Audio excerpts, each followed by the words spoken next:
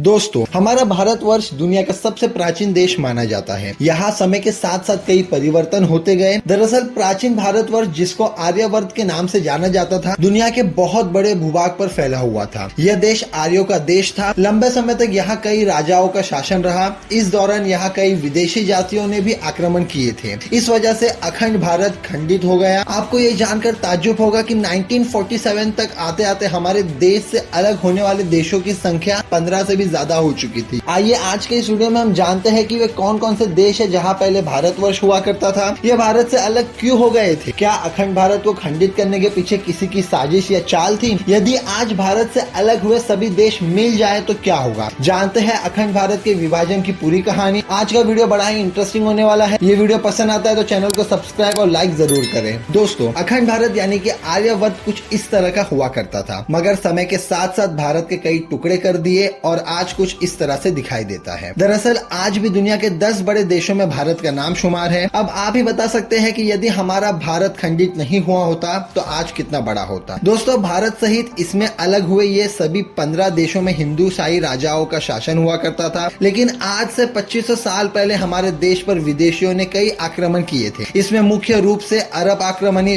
तुर्क, शक, हन, कुशन, डच, फ्रांच और अंग्रेजी शामिल थे। इन विदेशी ताकतों ने भारत पर लंबे समय तक शासन भी किया था। दरअसल इस दौरान उन्होंने शासन को आसान बनाने के लिए भारत को अलग अलग हिस्सों में विभाजित कर दिया था और समय समय पर अपनी सुविधा के लिए अखंड भारत को खंडित करते रहे। आज आपको भारत के पड़ोसी देश नजर आ रहे हैं, वे सभी किसी जमाने में अखंड भारत में शामिल हुआ करते थे। दोस्तों, वैसे तो भारत से अलग होने वाले देशों की संख्या 20 से भी अधिक है, लेकिन आज हम इस वीडियो में उन 15 देशों के विघटन की चर्चा करेंगे जो सभी आज स्वतंत्र देश के रूप में कायम हैं। इनमें से कई देश के रिश्ते भारत के साथ अच्छे हैं तो पाकिस्तान जैसे कुछ देशों के रिश्ते बहुत ही ज्यादा खराब भी हैं। आइए जानते हैं कब कौन सा देश भारत से अलग होकर नया देश बन गया था। नंबर 1, अफगानिस्तान। अफगानिस्तान का निर्माण खंडर और कम्बोज के कुछ हिस्सों को मिलाने से हुआ था। इस पूरे प्रदेश में जहाँ पहले हिंदू, शाही और फारसी राजवंशों का शासन रहा था, बाद में यहाँ बौद्ध धर्म का प्रचार प्रसार अधिक होने के कारण यहाँ के राजा भी बौद्ध ही हुए थे। महाभारत की गंधारी और पांडवों के मामा शकुनी भी अफगानिस्तान के ही थे। हालांकि आगे चलकर अफगानिस्तान पर सिकंदर ने आक्रमण कर दिया था। इसके बाद 7वीं शताब्दी में अरब के मुसलमानों ने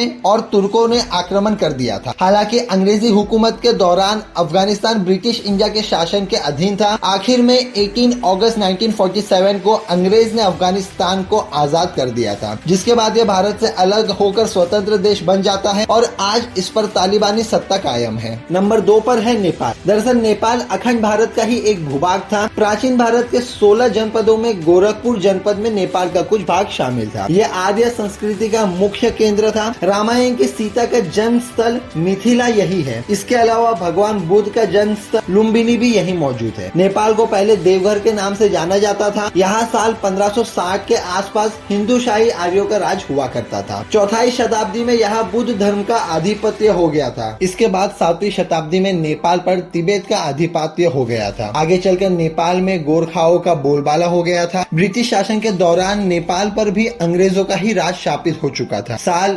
1923 में ब्रिटिश और नेपाल के बीच एक संधि हुई थी, जिसमें नेपाल को एक स्वतंत्र देश घोषित कर दिया जाता है। नेपाल अखंड भारत से अलग होकर एकमात्र हिंदू देश बना था। हालांकि 2008 के बाद नेपाल भी धर्मनिरपेक्ष देश बन गया था। नंबर 3 पर है भूटान। दोस्तों, भूटान भारत का अभिन्न अंग था। भूटान भौगोलिक रूप से हिंदुस्तान से जुड़ा हुआ था। भूटान में आज भी वैदिक और बौद्ध धर्म के लोग निवास करते हैं। साल 1906 में अंग्रेजों ने भूटान को अपने अधिकार में ले लिया था। भारत के आजादी के 2 साल बाद ईयर 1949 में भारत ने भी भूटान को वह सारी जमीन लौटा दी थी जो अंग्रेजों के पास थी। लेकिन आज भी भूटान की बाहरी सुरक्षा भारत के हाथों में है। नंबर 4 पर है तिब्बत। तिब्बत पहले हिंदू संस्कृति और धर्म का केंद्र हुआ करता था। पहले यहाँ हिंदू राजा का राज था, बाद में बौद्ध धर्म का प्रचार हो गया। दरअसल आगामी दिनों में तिब्बत बौद्ध धर्म का गढ़ बन गया था। ईयर 1960 में ब्रिटिश इंडिया और चाइना के बीच में एक समझौता होता है, जिसमें तिब्बत को 2 भाग में कर दिया जाता है। भारत की सीमा से सटा तिब्बत का दक्षिणी शिक्षा जो लामा को दिया गया था, जिसको भी साल 1954 में नेहरू जी के द्वारा चाइना को दे दिया जाता है। वर्तमान में पूरे तिब्बत पर चाइना का अधिकार है। नंबर 5 पर है ईरान। अखंड भारत का भूभाग ईरान तक फैला हुआ है। ईरान का पहला नाम आर्य आर्यन हुआ करता था। कहा जाता है कि भारत के आर्य वहां जाकर बस गए थे। 7वीं शताब्दी के बाद ईरान के पड़ोसी देशों के अरबों ने ईरान पर आक्रमण करके अपना कब्जा बना लिया था। इसके बाद वहां पे जो है इस्लाम धर्म फैल गया और आज ईरान एक इस्लामिक कंट्री है। Number 6 Cambodia. दोस्तों कंबोडिया अखंड भारत का ही भूभाग था। कहा जाता है कि प्रथम शताब्दी में कंबोडिया नामक ब्राह्मण ने यहाँ हिंदू राज्य की स्थापना की थी। आपको ये जानकर हैरानी होगी कि आज भी विश्व का सबसे बड़ा हिंदू मंदिर कंबोडिया में ही है, जिसका फोटो वहाँ के राष्ट्रीय ध्वज पर लगी हुई है। यह देश हिंदू संस्कृति का सबसे बड़ा केंद्र था। दरअसल आगे चलकर कंबोडिया ब्राह्मण के नाम से ही कंबोडिया नाम हो गया था। Number 7 Indonesia. दोस्तों इंडोनेशिया किसी जमाने में भारत का ही हिस्सा हुआ करता था। यहाँ पहले हिंदू शाही राजाओं का राज हुआ करता था, जिसमें बड़ी संख्या में हिंदू लोग रहते थे। मगर आगे चलकर मुसलमान आक्रमणियों के कारण यहाँ मुसलमान आबादी को बढ़ावा दिया गया। इंडोनेशिया आज विश्व का सबसे ज्यादा मुसलमान आबादी वाला देश है।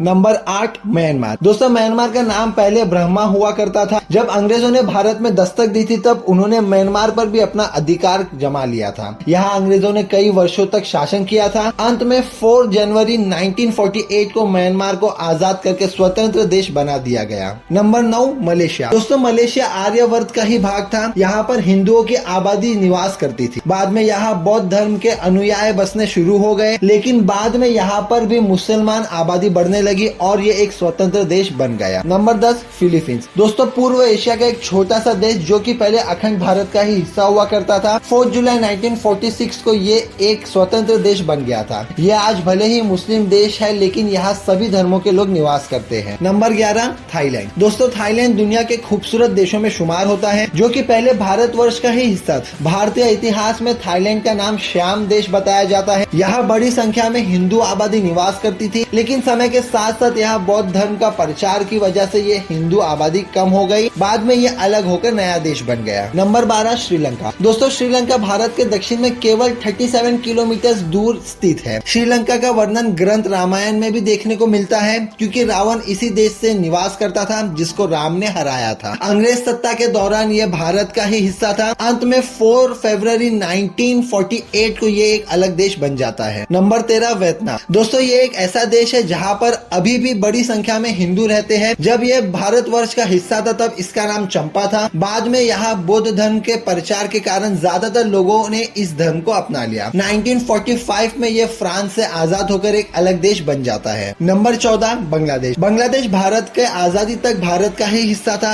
आजादी के समय ये पूर्व पाकिस्तान बन गया था। यहाँ पर मुसलमान आबादी ही पूरी तरह से है और ईयर 1971 में यह पश्चिमी पाकिस्तान से अलग होकर स्वतंत्र देश बन गया था। नंबर 15 पाकिस्तान। पाकिस्तान भारत का एक ऐसा पड़ोसी देश है जिसका हमेशा भारत के साथ संघर्ष चलता ही रहता है। आजादी के बाद लगातार 3 बार भारत से इसका युद्ध हुआ है, लेकिन तीनों बार भारत ने इसे मात दी है। जिसके साथ कश्मीर को लेकर विवाद चल रहा है, जो ईयर 1947 में भारत से अलग हो गया था। इस प्रकार एक एक करके ये 15 देश भारत से अलग हो गए थे। दरअसल आज का भारत भी आजादी के समय अंग्रेजों द्वारा 565 रियासतों में विभाजित कर दिया था, जिसको सरदार पटेल ने अपनी सूझबूझ से भारत में मिलाकर बड़ा काम किया था। यदि हमारा भारत खंडित नहीं हुआ होता तो विश्व में आज सबसे बड़ा देश होता। फिर भी आज हम किसी से कम नहीं। तो दोस्तों कैसी लगी अखंड भारत की कहानी? आप इसके बारे में क्या सोचते हैं हमें कमेंट सेक्शन में जरूर बताना। और इसी के साथ हमारा आज का वीडियो यहाँ पे एंड करते हैं। वीडियो अच्छा लगा हो तो चैनल को सब्सक्राइब कर लीजिए, बेल आइकन बटन दबा दीजिए, ताकि इस तरह के और कोई भी इंटरेस्टिंग वीडियो हम अपलोड करें तो आपको नोटिफिकेशन मिलते रहे। तो चलिए इसी के साथ मिलते हैं नेक्स्ट वीडियो में। Till then stay tuned with the channel. Take care, bye bye and thanks for watching.